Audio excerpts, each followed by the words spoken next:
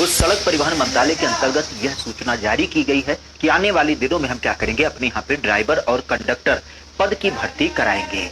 इस पद की जब बात की तो इस पद के रूप में खासा ध्यान रखिएगा, जो पद है चालक के और आपके कंडक्टर के, ये दो पद बाकायदा आपके निकाले गए हैं। और इन पदों की जब बात करें तो खासा ध्यान रखिएगा, इसमें जो कुल पद है वो लगभग 3000 पद है। हालांकि इस पदों को घटाया भी जा सकता है, साथ ही साथ इसको बढ़ाया भी जा सकता है। अब यहाँ पे अगर देखा जाए तो यहीं पे खासा ध्यान रखिएगा, कार्य की जो प्रवृत्ति है वो कैसी है, तो ये खासा ध्यान रखिएगा, ये कोई सरकारी नौकरी नहीं है, बल्कि इसके कार्य की प्रवृत्ति की जब बात की तो ये अनुबंध के आधार पे है। अर्थात यहाँ पे आप कह सकते हैं कि संविदा के ऊपर आधारित करता हुआ यह आपका जॉब है। विशेषतः ध्यान रखिएगा, यहाँ सरकारी नौकरी नहीं है, ये संविदा के ऊपर आधारित करता हुआ एक आपका जॉब होता है। विशेषतः इसके लिए जो आपके ऑनलाइन आवेदन चालू किए गए हैं वो 28/5/2022 से लेकर के, और आवेदन जब बात की तो अंतिम तिथि 18/6/2022 रखी गई है। मतलब पिछले आपके 28 तारीख से को चालू कर दिया गया है और आने वाले 18 तारीख तक क्या होगा, इसका आवेदन किया जाएगा। क्लियर है। यहीं पर अगर देखा जाए तो अब ये बात आती है कि कैसे कैसे इसके वेतनमान क्या होंगे, क्या इसके लाभ हानि होंगे। तो खासा ध्यान रखिएगा, यहाँ पे सरकार के संदर्भ में जब हम रोडवेज परिवहन विभाग की बात करें तो उसने बोला है कि 18 से लेकर के 40 वर्ष के जो आपके युवा है वह इसके लिए अप्लाई कर सकते हैं।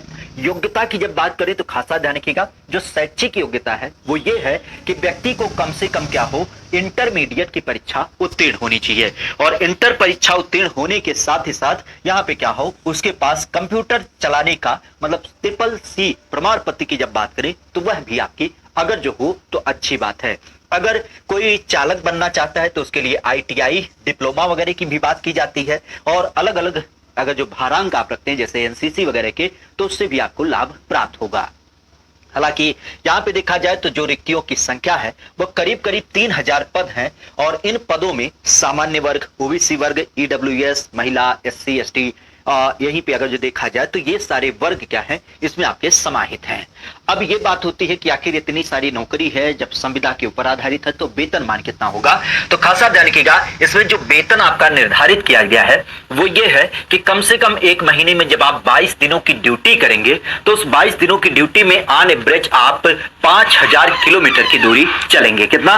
5000 किलोमीटर की दूरी जब आप चलेंगे तो उस कंडीशन में क्या होगा, आपको एक महीने का कितना, एक महीने का 7950 रुपया दिया जाएगा।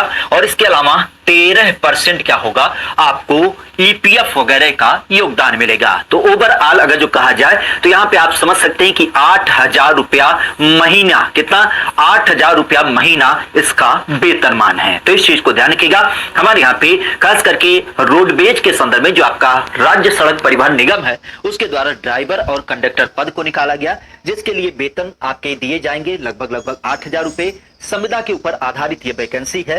योग्यता की जब बात करें तो इंटरमीडिएट परीक्षा, CCC ITI वगैरह आपके पास हो। साथ ही साथ 18 से 40 वर्ष का कोई भी भारतीय युवा इसमें क्या करता, अप्लाई कर सकता है। अप्लाई कहां करेंगे तो खासा ध्यान रखिएगा, अप्लाई करने के लिए आपने गवर्नमेंट की एक साइट सुनी होगी, खास करके जेम पोर्टल, चूंकि संविदा के ऊपर आधारित ये नौकरी है तो इस कारण से जो हमारे यहाँ पे जेम पोर्टल है, गवर्नमेंट मार्केट प्लेस पोर्टल, तो उस पर आप जाएंगे तो वहां पे आपको आवेदन से संबंधित पूरी जानकारी क्या है दी हुई है। उसमें दी गई जानकारियों को अपना फिल करिए। और खासा ध्यान रखिएगा, इसके लिए जो तिथि निर्धारित है वो आपके 28 मतलब चालू हो गई है और 18/6/2022 तक क्या होगा, ये आपका जारी होगा। क्लियर है।